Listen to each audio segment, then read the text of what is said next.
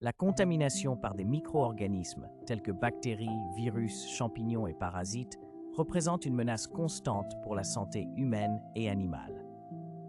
Ces agents pathogènes, invisibles à l'œil nu, peuvent envahir notre organisme par divers moyens, déclenchant une réaction de notre système immunitaire, une défense complexe et essentielle à notre survie. L'exposition à ces agents pathogènes peut se faire de manière directe par contact physique avec un individu infecté ou indirect via des objets contaminés, appelés fomites, ou par voie aérienne, par inhalation d'aérosols. Une fois à l'intérieur de l'organisme, ces micro-organismes sont détectés par le système immunitaire, qui identifie des substances étrangères, appelées antigènes. Ce signal d'alarme déclenche une réaction en chaîne.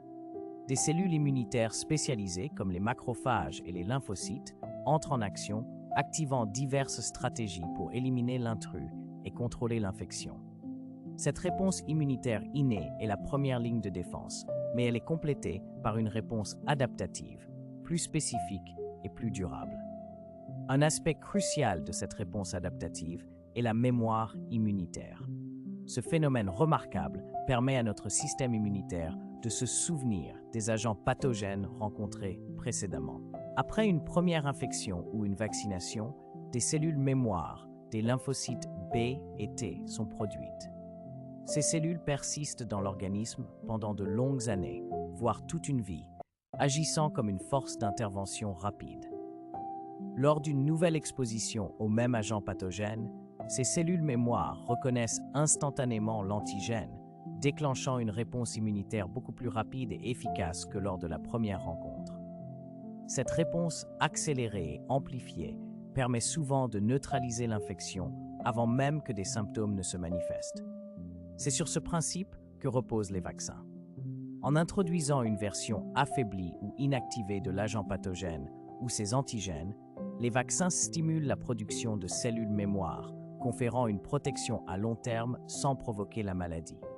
La mémoire immunitaire est donc fondamentale pour une protection durable contre de nombreuses maladies infectieuses, réduisant considérablement le risque de réinfection.